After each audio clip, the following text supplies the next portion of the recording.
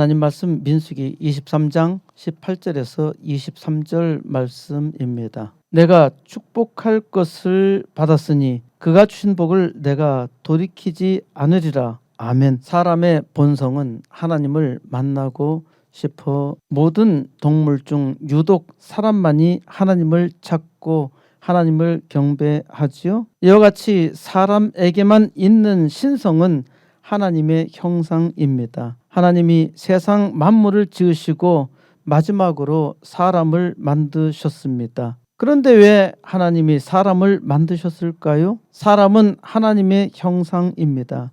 창세기 1장 26절에서 하나님께서 말씀하십니다. 우리의 형상을 따라 우리의 모양대로 우리가 사람을 만들고 그들로 바다의 물고기와 하늘의 새와 가축과 온 땅과 땅에 기는 모든 것을 다스리게 하자. 그래서 27절에서 하나님이 자기 형상 곧 하나님의 형상대로 사람을 창조하시되 남자와 여자를 창조하시고 하나님이 그들에게 복을 주시며 하나님이 그들에게 이르시되 생육하고 번성하여 땅에 충만하라. 땅을 정복하라. 바다의 물고기와 하늘의 새와 땅에 움직이는 모든 생물을 다스리라 하시니라. 하나님은 하나님의 형상을 따라 하나님의 모양대로 사람을 만드셨습니다. 그러므로 사람은 하나님의 형상입니다. 사람이 하나님의 형상이라고 해서 하나님이 사람과 같은 형상이나 형태를 가지셨다는 말은 아닙니다. 하나님의 형상은 사람들이 하나님에 대해서 가지는 첫 번째 오해입니다. 사람이 형상이 있는 것처럼 하나님도 형상을 가져야 한다는 것입니다. 그래서 사람들은 하나님의 형상을 창조했습니다. 어떤 사람들은 하나님의 형상이 곰이라 하고 어떤 사람은 늑대라 하고 어떤 사람들은 소라 하였습니다. 어떤 사람들은 어떤 특정 동물의 형상을 부여하기 곤란하니까 알이라고 했습니다. 이러한 신들의 이야기는 민족의 신들을 만들어냈고 민족의 정신들을 만들어냈습니다. 이집트는 태양을 신으로, 고대 근동과 에베소는 달을 신으로 숭배했고 그리스는 태양, 땅, 바다, 강과 별 12신을 만들어 경배했습니다. 어떤 사람들은 돌이나 나무를 섬기고 또 더욱 많은 사람들은 죽은 귀신을 숭배하고 있습니다. 이처럼 사람들은 저마다 신을 만들어내고 그 신을 숭배하고 있지요. 사람마다 자기 방식으로 신을 만난다고 믿고 있습니다. 그러나 성경은 단호하게 하나님의 형상을 첫 번째로 배격합니다. 이집트에서 430년간 종살이했던 이스라엘을 하나님께서 이끌어내시고 출이집트기 20장 2절에서 하나님은 자기의 정체성을 선언하십니다. 나는 너를 이집트 땅 종 되었던 집에서 인도하여 낸 내 하나님 여호와니라. 하나님 여호와가 이스라엘을 세계 최고 가장 오래된 최강의 국가 이집트에서 구원하셨다는 사실을 아주 확실하게 보이신 후에 10가지 재앙을 주십니다. 10계명의 첫 번째 계명이 유일하신 하나님의 정체성 선언입니다. 출이집트기 20장 3절에서 너는 나 외에는 다른 신들을 내게 두지 말라. 첫 계명이지요.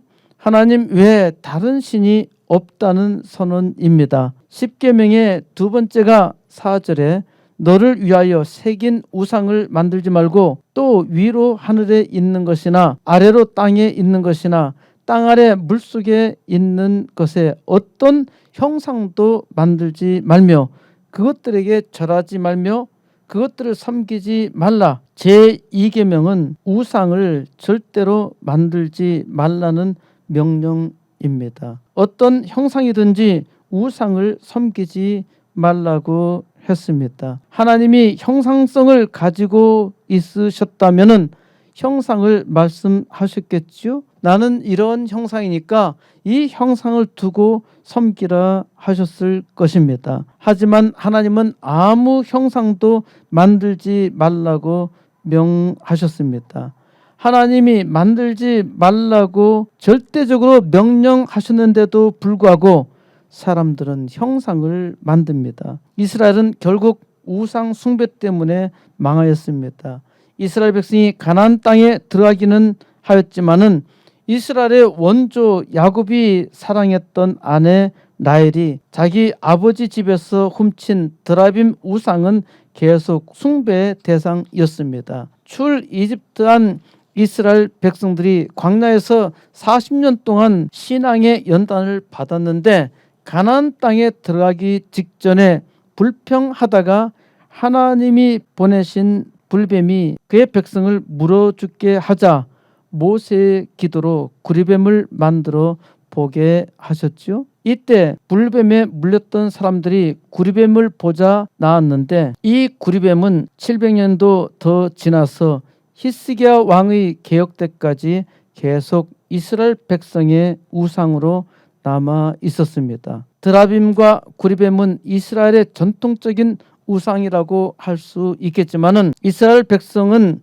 이집트에서 보았던 송아지 우상과 팔레스타인 지방의 우상을 버리지 못하여서 결국 망하고 말았지요. 구리뱀을 보아야 하는 것이 아니라 믿음을 보아야 구원받습니다. 이스라엘은 망한다고 경고해도 끝까지 우상을 숭배하다가 패망하였습니다. 이스라엘이 바벨론의 포로로 끌려가 70년간 복역한 후에 이스라엘에서 우상 숭배가 없어졌습니다. 이스라엘의 실패를 통해서 하나님은 영원한 구원 작전을 그의 아들 예수 그리스도를 통해서 나타내셨습니다. 그렇다면 예수를 주로 믿는 자에게는 당연히 우상이 없어져야 했지요.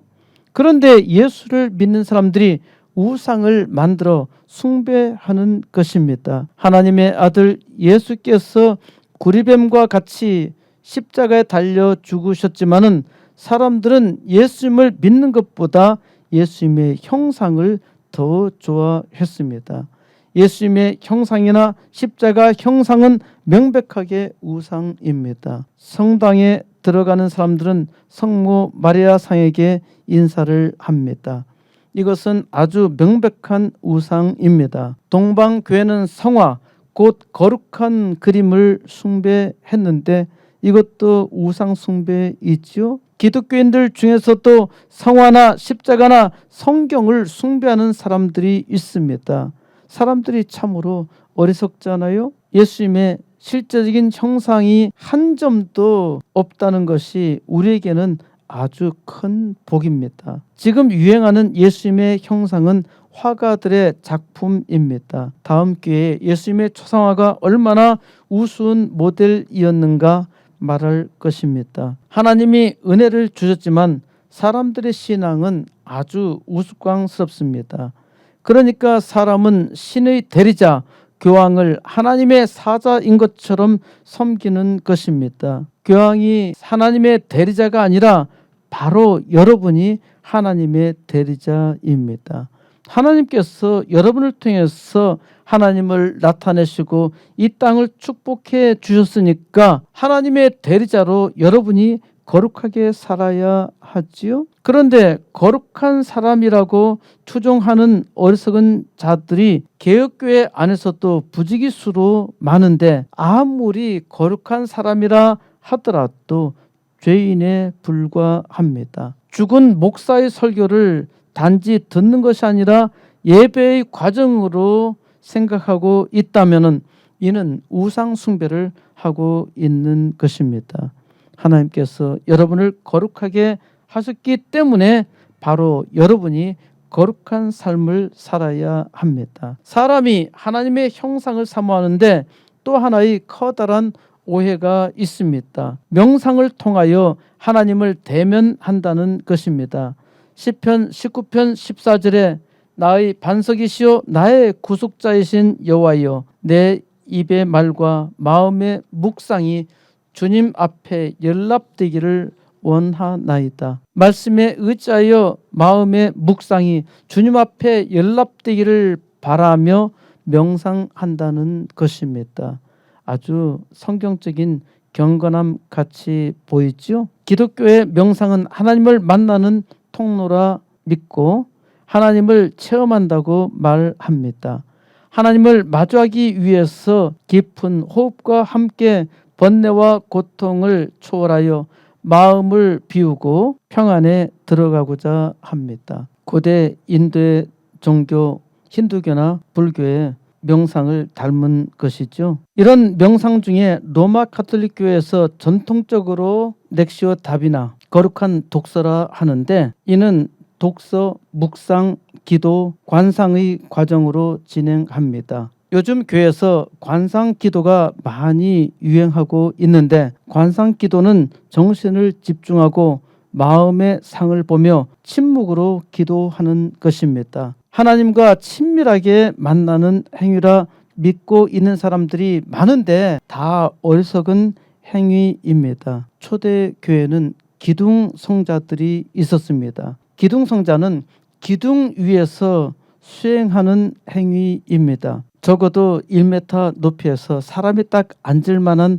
넓이 공간에서 비가 오나 눈이 오나 바람이 부나 밤이나 낮이나 거기에 앉아서 하나님을 만난다고 믿는 사람들이었습니다. 기둥성자로 첫 수도사였던 시리아의 시메온은 최고 20m 높이 기둥까지 올라가 수행했다고 합니다. 2m 높이도 대단한데 20m에서 기도하다가 졸면 떨어져 죽겠죠. 우리 교회 교인들이 거기 올라가 기도하면 다음날 아침에 천국에 가 있을 겁니다. 기독교 신앙은 기둥 위에 올라가 하나님을 만나는 것이 아닙니다. 세상에서 하나님이 나와 함께 계시는 삶을 살아야 합니다. 세상에 살아야 해요. 세상에서 하나님과 함께하는 거룩한 삶이 세상에 빛을 발하는 참된 신앙인 것이지, 기둥 위에 자기 홀로 거룩한 것은 대단한 착각입니다. 자기가 하나님과 대면하고 있다고? 전혀 아닙니다. 하나님과 대면하면은 하나님의 일을 해야 합니다. 하나님이 나와 함께 계시는다는 것은 삶으로 나타나야 합니다. 하나님은 거룩한 독서나 명상으로 만나는 것이 아니라 하나님이 주시는 삶에서 함께 계시는 증거가 그 삶에서 나타나는 것이 거룩입니다. 하나님께서 여러분의 삶을 축복하시고 여러분을 통해서 세상에 하나님의 큰 일을 나타내시는데, 하나님께서 얼마나 큰 일을 나타내시는지 이 복된 일을 증거하는 것이 거룩이요, 하나님과 교제하는 것은 물론이고 하나님과 함께 동행하는 일입니다. 아담의 배꼽이라는 재미있는 책이 있는데요. 이 책에서 명상의 사전적 정의를 제시하고 있습니다. 우리 시대에는 명상이 단 하나의 주된 의미만 가지고 있다. 시간 낭비에다가 자기 도취적인 수단이라는 것이다. 아메리칸 헤리티지 사전은 이 용어를 지나친 자기 성찰, 자기 도취 또는 하나의 문제에 대한 집중이라고 정의한다. 아담의 배꼽은 동방교회의 전통의 가장 신비적인 운동인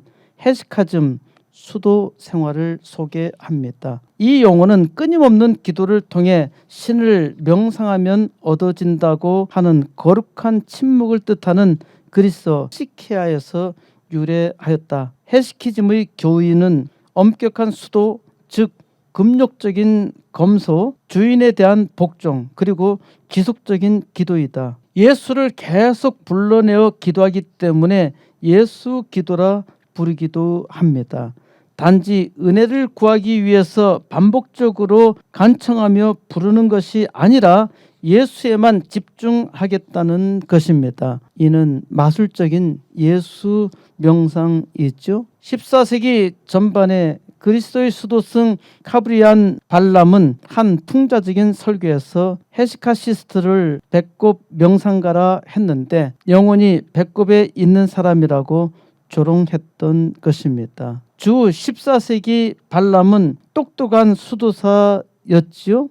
그런데 주전 14세기 발람은 돈에 팔려 영원히 수치스러운 이름이 되었습니다. 발람은 하나님이 선택한 선지자였습니다. 하지만 발람은 재물 욕심에 빠져서 하나님을 배반합니다. 우리는 발람을 통해서 하나님께서 계시하시는 말씀을 잘 들어야 합니다. 우리도 이 시대에 발람이 될 수 있다는 것이고 우리로 인하여 세상이 저주받을 수 있다는 사실을 확실하게 깨달아야 합니다. 우리는 하나님께서 택한 자라고 확실하게 믿습니다. 하나님께서 이 시대 천하 만민 중에서 왜 나를 선택하셨을까요? 잘 나지도 못하였고 잘 나가지도 못하고 초라하기 그지 없는데 왜 하나님께서 천하의 미물보다 못한 나를 선택하셨을까요? 내가 잘나서 쓸만한 가치가 있는 것이 아니라 오히려 못나서 쓸만한 가치가 없는 것입니다. 무슨 말인가요? 아주 잘났으면 그 잘난 맛에 삽니다. 아주 못났으니까 하나님을 의지할 수밖에 없지요. 그런데 하나님이 은혜 주셔서 잘 나가게 하니까 잘나서 자기 잘난 맛에 사는 족속과 같이 되는 것입니다. 발람과 같이 타락한다는 것이죠. 처음에는 믿음으로 오직 예수 은혜로 살더니 배가 부르니까 세상을 의지합니다. 하나님이 택한 백성이 모두 다 은혜 속에서 강하게 믿음으로 산다면 세상이 어떻게 될까요? 이 작은 코스모스 교회 안에서도 우리는 은혜의 빛을 발하지 못하고 있으니 회개하며 겸손하게 하나님 앞에 서야 합니다. 우리가 세상에 존재하도록 부름받은 이유는 세상에 복을 주라는 것입니다. 하지만 발람처럼 복을 준다고 하면서 저주를 하고 있지는 않나요? 저는 저주를 합니다. 하나님이 악한 자를 심판하여 주시고 이 시대에 하나님의 복된 역사를 감당할 수 있게 해달라고 간구합니다. 80개 개척교회와 2개 학교 시작하여서 교회 부흥 역사 이루게 해주세요. 대한민국이 세계를 복되게 하는 나라로 이 복을 감당하게 해주세요. 하지만 악당이 너무 많습니다. 악당을 이길 힘이 전혀 없습니다. 하나님 어떻게 해야 하나요? 제가 할 수 있는 일은 오직 기도밖에 없습니다. 저는 기도합니다. 하나님 사악한 악당들은 하나님이 처단하여 주시고 더욱 하나님을 믿고 의지하여서 하나님이 우리와 함께 계시다는 것을 증거하게 해 주세요. 은혜와 지혜 주세요. 하나님은 발람 선지자를 통해서 오늘 이 시간 계시하십니다. 말씀에 감동이 넘쳐서 세상을 복되게 하는 역사 이루시기 바랍니다. 발람이 선지자가 아니라는 논란이 아주 많습니다. 여호수아 13장 22절에 이스라엘 자손이 그들을 살육하는 중에 부올의 아들 점술과 발람도 칼날로 죽였더라 라는 기록에서 발람은 점술가라 하였습니다. 사람들은 이 말씀 속에서 발람이 점술가라 생각하는 것입니다. 이는 발람 선자가 타락했기 때문에 점술가로 죽었던 것입니다. 선지자도 타락할 수 있다는 것이죠. 발람이 선자가 아니라 점술가라면 하나님의 말씀을 들을 수도 없고 전할 수도 없어요. 그런데 발람이 전한 말씀을 보면은 발람은 확실히 선지자였습니다. 발람은 선지자였지만은 뇌물을 받아 타락했던 것입니다. 민수기 31장 16절에서 보라 이들이 발람의 꾀를 따라 이스라엘 자손을 부올의 사건에서 여호와 앞에 범죄하게 하여 이스라엘의 회중 가운데 연병이 일어나게 하였느니라. 이스라엘 가운데 연병이 일어났는데 이는 발람 때문에 일어난 것이죠. 발람이 어떻게 발락의 뇌물에 넘어갔는지 성경에 기록이 없으니까 그 과정은 알 수 없지만은 이스라엘 자손이 부활의 사건에서 여호와 앞에 범죄하여 여호와의 회중 가운데 연병이 일어났습니다. 이는 발람의 꾀를 따라 일어난 것이라 했는데, 발람의 꾀가 발람이 뇌물에 유혹받아서 이스라엘을 저주했다는 것이죠. 발람의 꾀가 그때 거기서 끝난 것이 아닙니다. 초대교회에서 베드로가 경고합니다. 베드로후서 2장 15절에서 그들이 바른 길을 떠나 미혹되어 부올의 아들 발람의 길을 따르는 도다.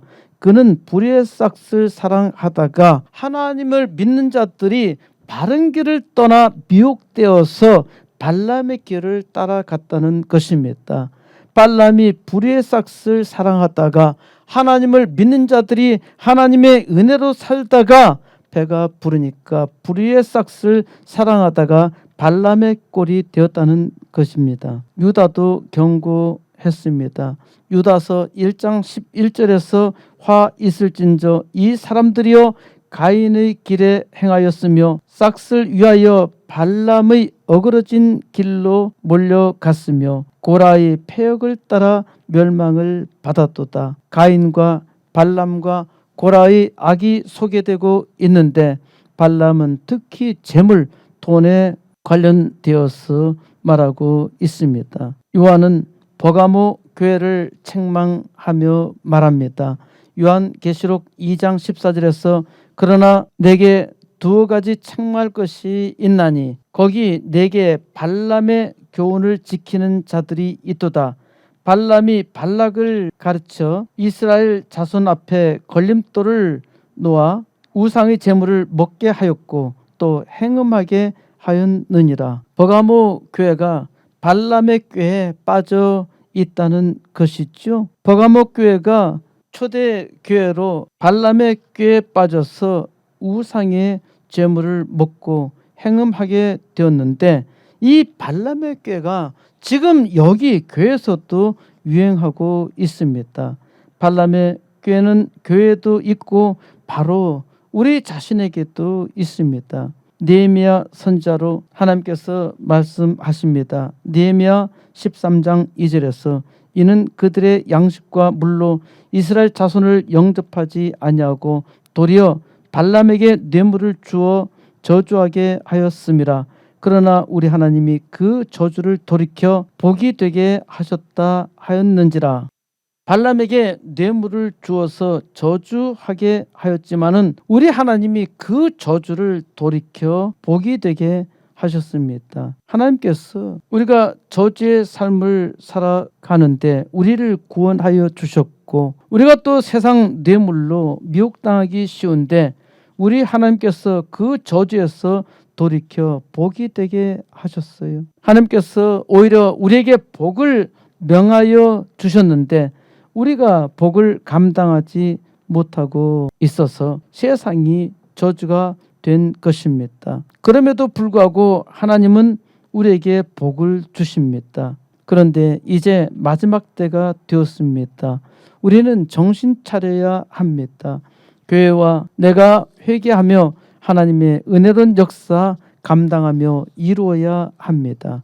민수기 23장 18절 발람이 예언하여 이르기를 발락이여 일어나 들을지어다 십볼의 아들이여 내게 자세히 들으라. 발람이 예언하여 이르기를 이라 했는데 발람이 예언하고 있는 것이 아닙니다. 발람은 지금 하나님이 맡기신 말씀을 발락 왕에게 전하고 있습니다.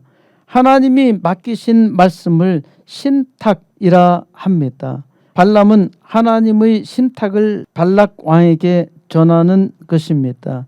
내게 자세히 들으라 했는데 자세히 들어야 하는 것이 아니라 귀를 기울여 잘 들으라는 말씀입니다. 우리도 세상 왕들에게 복음을 전해야 합니다. 잘 듣게 해야 합니다. 하나님, 복음의 문을 열어주세요. 복음 전도를 위해서 간구하며 하나님께서 은혜 주셔서 그 마음 문이 열리기를 믿고 기다려야 합니다. 계속 전도의 방법을 구하고 시도해야 하지요. 하나님은 이 복된 일을 위해서 이 시대에 나를 세상의 복으로 세우셨습니다. 19절 하나님은 사람이 아니시니 거짓말을 하지 않으시고 인생이 아니시니 후회가 없으시도다. 어찌 그 말씀하신 바를 행하지 않으시며 하신 말씀을 실행하지 않으시랴? 하나님은 사람이 아니시니 거짓말을 하지 않으신다 하십니다. 이는 사람은 거짓말을 한다는 것이죠. 사람이 거짓말을 하니까 사람이 하나님을 믿지 못합니다. 제가 진실을 말해도 사람들은 믿지 않습니다. 자기가 거짓말을 하니까 진실이라 생각하지 않는 것이죠. 사람이 하나님을 믿지 못하는 것은 사람이 거짓말쟁이이기 때문입니다. 사람이 거짓말쟁이일지라도 하나님은 말씀하신 바를 지키십니다. 바로 이 은혜 때문에 거짓말쟁이인 내가 구원받을 수 있는 것이죠. 하나님은 인생이 아니심으로 후회가 없으시도다. 사람은 후회합니다. 사람이니까 후회합니다. 사람은 잘못한 일에 대해 후회하고 또 하지 못한 일에 대해 후회합니다. 젊은 사람은 잘못한 일에 대해 후회하는데 늙은 사람은 하지 못한 일에 대해 후회합니다. 여러분은 후회하지 마세요. 지금 이 시간 하나님께서 우리에게 축복하심을 믿고 기도하며 감사하고 열심히 사세요. 그러면은 후회할 필요가 없습니다. 그런데 하나님도 후회하세요. 나같이 못난 인간 선택하신 것을 하나님은 후회하십니다. 그럼에도 불구하고 하나님은 복을 주셔요. 하나님이 사랑하시기 때문에 후회하는 것이고 그래서 더욱더 은혜를 주시는 것입니다. 은혜를 받은 사람은 회개하지요. 하나님은 이를 기뻐하시며 후회하신 것을 후회합니다. 이것이 하나님의 사랑입니다. 어찌 그 말씀하신 바를 행하지 않으시며 하신 말씀을 실행하지 않으시라? 하나님이 말씀하셨으니 하나님이 행하시며 하나님이 말씀하셨으니 하나님이 이루십니다. 하나님은 말씀하시고 말씀하신 대로 행하시며 이루십니다. 20절 내가 축복할 것을 받았으니 그가 주신 복을 내가 돌이키지 않으리라. 내가 축복할 것을 받았으니 이게 아니고요. 발람은 축복하는 명령을 받았습니다. 축복할 것을 받은 것이 아니라 축복하는 명령을 받았어요. 그가 주신 복을 내가 돌이키지 않으리라. 이게 아니라 하나님께서 축복하셨으니 내가 돌이킬 수 없다는 것입니다. 하나님께서 발람으로 축복을 명하셨어요. 하나님이 축복하셨는데 발람이 그것을 바꾸어 저주할 수 없다는 것입니다. 하지만 발람은 후에 어리석게도 저주합니다. 발람의 축복을 저주로 바꾸었지요. 우리의 삶도 하나님께서 축복하셨지만은 저주로 바꿀 수 있다는 것입니다. 하지만 하나님은 그 저주를 축복으로 바꾸셨어요. 우리는 저주의 일을 하나 하나님께서 축복으로 바꾸어 주셔요. 이것이 하나님의 놀라운 은혜이지요. 21절 야곱의 허물을 보지 아니하시며 이스라엘의 반역을 보지 아니하시는도다. 여호와 그들이 하나님이 그들과 함께 계시니 왕을 부르는 소리가 그 중에 있도다. 야곱의 허물을 보지 아니하시며 야곱 이스라엘의 반역을 보지 아니하시는도다. 야곱과 이스라엘은 같은 말이지요. 야곱의 다른 이름이 이스라엘이니까 시적 강조입니다. 하나님은 야곱의 허물을 보지 아니하신다 하십니다. 이스라엘의 패역을 보지 아니하신다 하십니다. 이것이 얼마나 놀라운 은혜인가요? 하나님이 이스라엘의 죄악 패역을 보지 아니하신다는데 그 죄악과 패역을 보시면은 그 자체가 저주이지요. 하나님이 도무지 축복해 주실 수가 없습니다. 하나님을 믿는다고 하는 우리도 똑같지 않나요? 우리의 죄악과 우리의 패역이 아주 심한데 하나님께서는 오히려 복을 주십니다. 우리의 죄악과 패역대로 하나님이 심판하신다면은 하나님 앞에 남아 있을 자가 없어요. 우리 다 망하고 말 것입니다. 하지만 하나님은 오히려 우리에게 복을 주셔서 그 은혜가 얼마나 큰지 나타내십니다. 여호와 그들의 하나님이 그들과 함께 계시니 왕을 부르는 소리가 그 중에 있도다. 하나님이 함께 계심이 축복입니다. 왕을 부르는 소리가 라고 했는데 이것도 아닙니다. 한 왕의 외침이 그들 중에 있다는 말씀입니다. 한 왕의 외침이 뭘까? 왕이신 하나님이 크게 소리를 지르신다는 말씀입니다. 하나님이 우리와 함께 계시며 우리의 왕이신 하나님의 외침이 우리 가운데 있습니다. 그러므로 하나님을 믿는 우리가 우리의 왕이신 하나님의 임재를 우리 삶에서 증거해야 합니다. 22절 하나님이 그들을 이집트에서 인도하여 내셨으니 그의 힘이 들소와 같도다. 하나님이 그들을 이집트에서 인도하여 내셨는데 그 힘이 들소와 같다는 것입니다. 하나님께서 세계 최강의 이집트에서 종살이 하던 이스라엘을 인도하여 내셨는데 그의 힘이 들소와 같다니 하나님의 힘이 겨우 들소 수준이야? 비유가 많이 약한 듯 하지요. 5살짜리 꼬마에게 아버지의 힘은 들소와 같으면 안 됩니다. 다 파괴되고 다 망가지겠죠. 이스라엘에게 이집트를 능가할 정도의 힘만 있으면 충분합니다.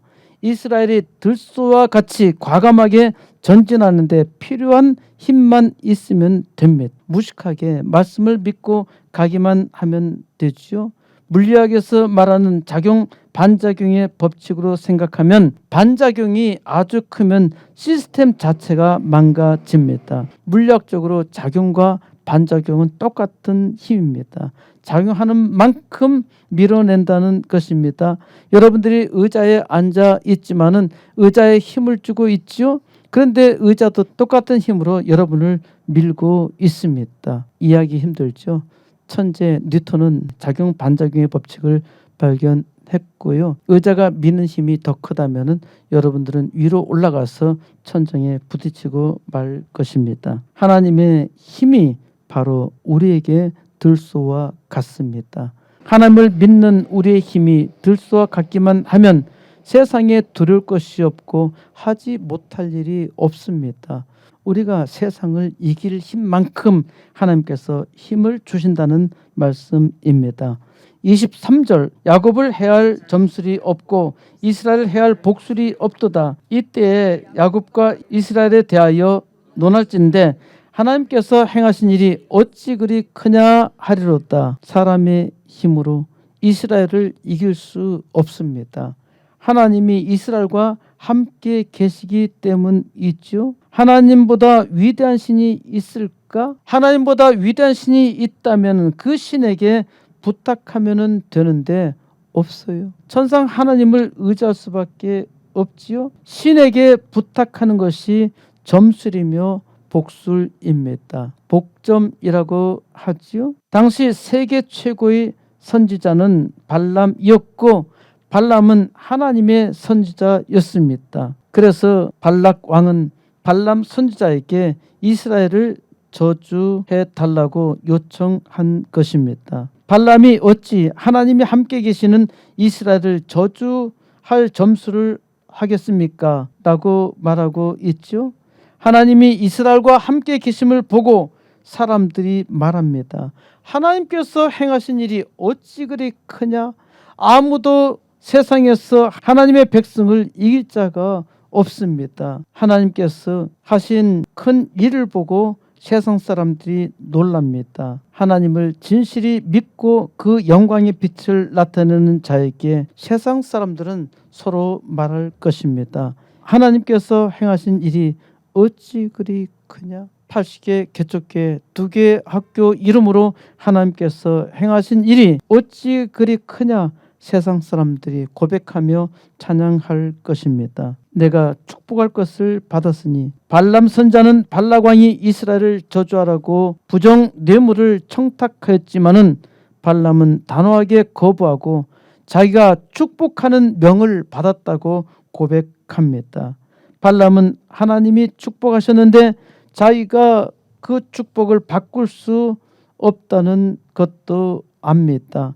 그러면 발람은 선자로서 축복해야 하는데 끝까지 발람을 매수하는 발락 왕의 요청을 거부하지 못합니다.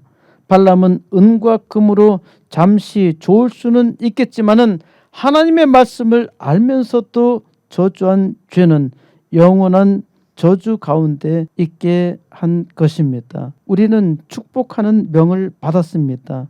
우리가 세상을 축복해야 합니다. 우리가 세상을 축복해야 세상이 복되는데 세상은 발람의 저주와 같이 저주 속에 놓여 있지요. 하나님의 백성이 세상에 복을 주어야 하는데 발람과 같이 세상의 유혹에 있기 때문입니다. 하지만 하나님은 세상의 죄악과 패역에도 불구하고 복을 주셨습니다. 하나님은 그 택한 백성으로 이 복을 축복하라는 명을 감당하라고 말씀하십니다.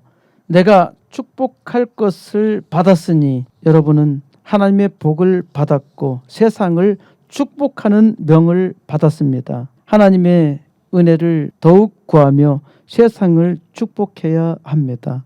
코스모스 교회는 80개 개척교회와 2개 학교로 세상에 하나님의 복을 증거합니다. 함께 기도하세요.